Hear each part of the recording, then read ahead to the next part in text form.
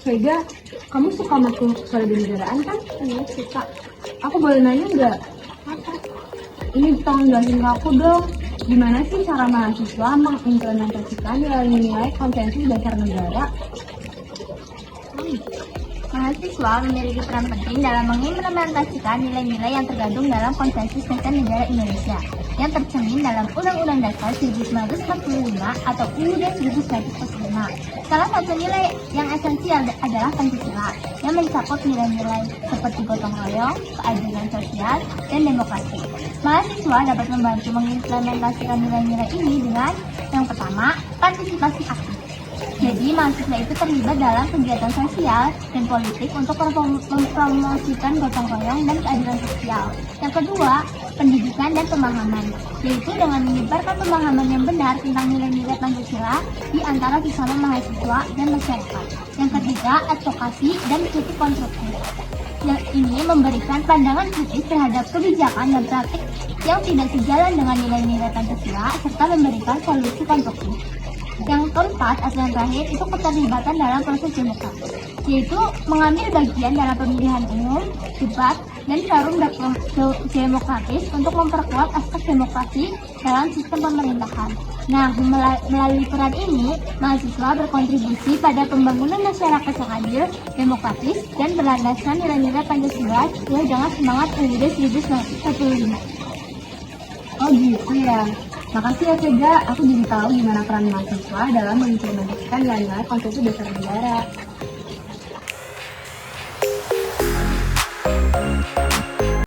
Berdasarkan satu nilai konsensus dasar negara, kami akan mengambil nilai Undang-Undang Dasar 1945 yang berkaitan dengan negara konstitusi dan kami akan mengangkat kasus yang sedang tren, yaitu korupsi yang melibatkan Ketua KPK.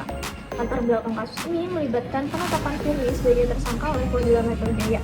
Ade Safri Simanjuntak, Direktur Reserse Kriminal Khusus Polda Metro Jaya, menyatakan bahwa terdapat cukup bukti untuk menyebut Firly sebagai tersangka dalam bentuk pemerasan terhadap pejabat negara di Kementerian Pertanian.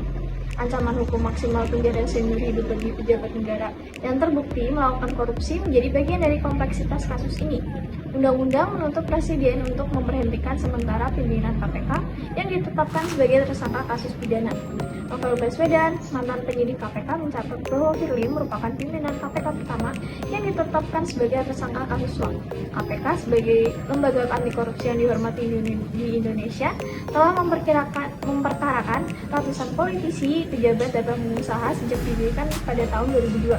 Kasus ini menciptakan ketegangan dan pertanyaan terkait integritas lembaga tersebut dan menjadi sorotan utama dalam upaya pemberantasan korupsi di Indonesia.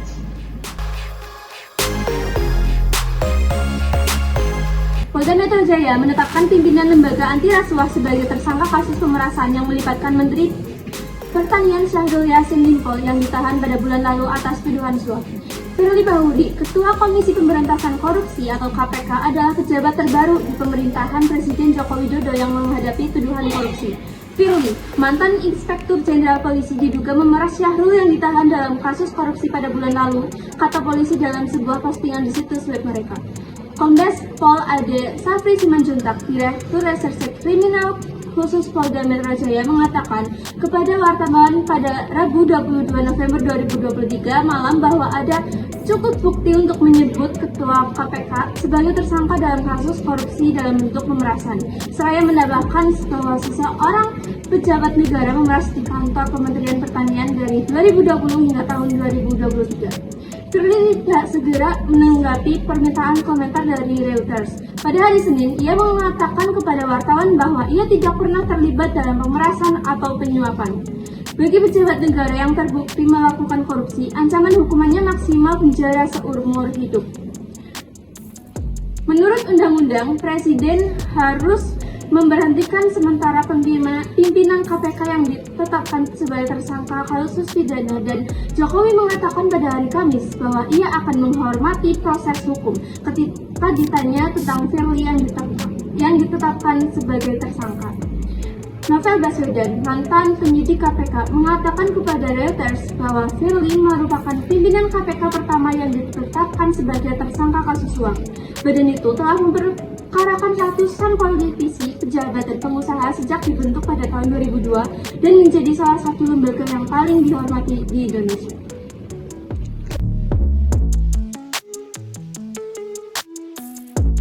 Kasus korupsi yang menyeret Ketua KPK Firly Bahuri memiliki kaitan dengan Undang-Undang 1945, terutama dalam konteks penegakan hukum dan integritas. Undang-Undang 1945 menegakkan prinsip-prinsip demokrasi, supremasi hukum, dan prinsip-prinsip keadilan yang menjadi dasar bagi lembaga seperti KPK untuk melawan korupsi. Kasus ini juga berkaitan dengan pasal 33 ayat 4 1945 yang berbunyi perekonomian nasional diselenggarakan berdasar atas demokrasi ekonomi negara dengan prinsip kebersamaan, efisiensi keberadilan, berkelanjutan, berwawasan lingkungan, kemandirian, serta dengan menjaga keseimbangan, kemajuan, dan kesatuan ekonomi nasional. Tindakan korupsi ini merupakan tindakan yang tidak jujur dan tidak adil yang berakibat pada kondisi ekonomi nasional. Untuk lebih rincinya akan dijelaskan sebagai berikut. Yang pertama, kasus ini mencerminkan pentingnya supremasi hukum, di mana proses hukum harus berlaku bagi semua, termasuk pejabat tinggi seperti Ketua KPK ini. Prinsip ini menjamin bahwa tidak ada kekuatan atau jabatan yang dikecualikan dari akuntabilitas hukum. Yang kedua, dalam konteks penegakan hukum terhadap pejabat negara, Undang-Undang 1945 menegakkan keadilan sebagai landasan utama. Proses hukum yang adil harus terjamin, dan pejabat yang terbukti melakukan tindak korupsi dapat dihukum sesuai dengan undang-undang yang berlaku. Yang ketiga, kasus ini juga menunjukkan pentingnya transparansi dan akuntabilitas dalam kepemimpinan lembaga negara. Undang-Undang 1945 menetapkan prinsip-prinsip demokrasi yang mendorong partisipasi publik dan transparansi dalam proses pengambilan keputusan. Jadi dengan demikian, kasus korupsi ini tidak hanya mencerminkan pelanggaran hukum individual, tapi juga menyoroti betapa pentingnya menjaga prinsip-prinsip yang terkandung di dalam Undang-Undang 1945 untuk memastikan tata kelola pemerintahan yang baik dan menjaga kepercayaan masyarakat terhadap lembaga-lembaga negara.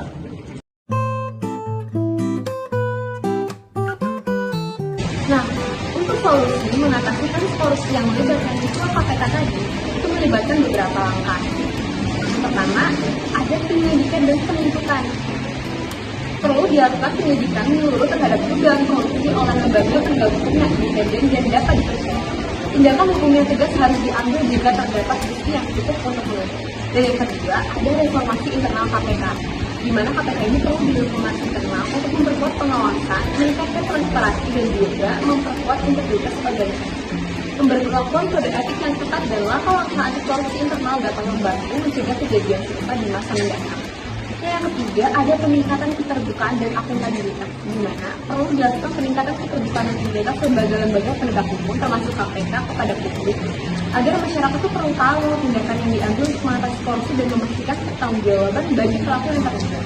Dan yang keempat, ada partisipasi masyarakat, di mana itu akan melibatkan masyarakat dalam pemantauan dan pemberantasan korupsi. Ini mendorong partisipasi aktif dari masyarakat dapat membantu meningkatkan tekanan terhadap tindakan korupsi dan mendukung upaya pencegahan. Dan yang kelima, ada penguatan sistem pengawasan, di mana perlu memperkuat mekanisme pengawasan independen terhadap lembaga-lembaga penegak hukum, termasuk KPK, untuk memastikan bahwa mereka dapat beroperasi sesuai dengan prinsip-prinsip integritas keadilan. Nah, implementasi solusi ini harus dilakukan secara berkesinambungan untuk membangun dan mempertahankan kepercayaan publik terhadap lembaga anti korupsi serta memastikan penegakan hukum yang adil dan efektif. Setiap orang yang secara melawan hukum itu melakukan perbuatan yang terkait diri sendiri, orang lain, atau korporasi yang merugikan negara atau perekonomian negara dipidana dengan pidana penjara seumur hidup atau penjara paling sedikit 2 tahun dan paling lama 20 tahun. Itu berdasarkan pasal 603 dari KUHP. Maka dari itu, demikianlah solusi-solusi yang dapat dilakukan untuk mengatasi kasus korupsi yang melibatkan Ketua KPK. Terima kasih.